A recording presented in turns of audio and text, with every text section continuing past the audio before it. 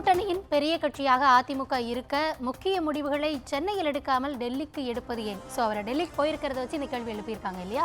தமிழிசை அவர்கள் இந்த கூட்டணி முடிவானதுக்கு பிறகு அவங்களும் பேசியிருந்தாங்க. ஏற்கனவே தேசிய ஜனநாயக கூட்டணி பலம் பொருந்திய கூட்டணியாகத்தான் இருக்குது. இன்னைக்கு பாமக இணைந்ததற்கு பின்பு கூடுதல் பலம் பெற்றிருக்கிறது. இதே போல பல கூடுதல் பலங்களை நாங்கள் பெறுவோம். அதனால் இன்னைக்கு அண்ணன் எடப்பாடி பழனிசாமி அவர்கள் சொன்னதைப் போல நிச்சயமாக புதிய கட்சிகள் இணையும்.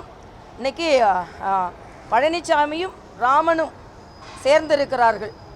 முருகனுக்கு நல்ல தீர்ப்பு கிடைத்திருக்கிறது திருப்பரங்குன்றத்தில். ஆக வழக்காடு மன்றத்திலும் எங்களுக்கு நல்ல தீர்ப்பு கிடைத்திருக்கிறது. வழக்கமான மக்களிடம் நல்ல தீர்ப்பு கிடைக்கும். ஒட்டுமொத்தமான நல்ல தீர்ப்பு எங்களுக்கு கிடைக்கும் என்பது எனது கருத்து. பழனிசாமியும் ராமன் அன்புமணி ராமதாஸ் அவர்கள் அப்படி சொல்லியிருக்காங்களா? ஓகே ஓகே சரி, அடுத்ததான் இன்னொரு பைட் இருக்கு அவங்களோடதே என்னன்னு பார்த்துக்கலாம். எங்களது கூட்டணி இன்று காலையில் மற்றொரு கட்சியோடு இணைந்து ஒரு மாபெரும் பலத்தோடு நான் இங்கே கோவையில் இறங்கியிருக்கிறேன். எங்கள் பலம் இன்னும் கூட்டப்படும்.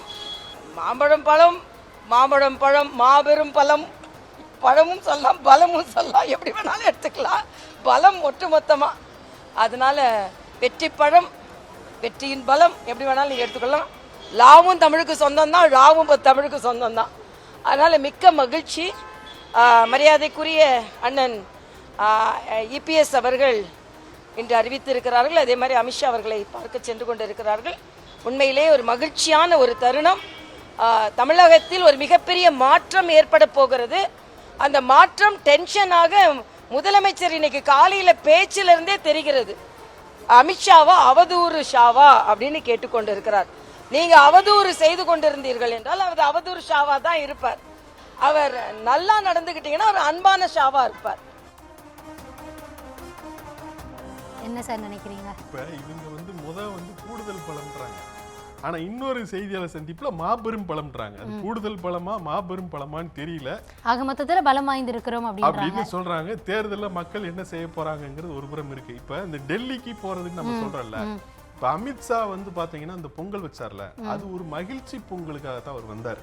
மனமெல்லாம் பொங்க பூரித்து மகிழ்ச்சி பொங்கல் வைப்பதற்காகத்தான் வந்தார்.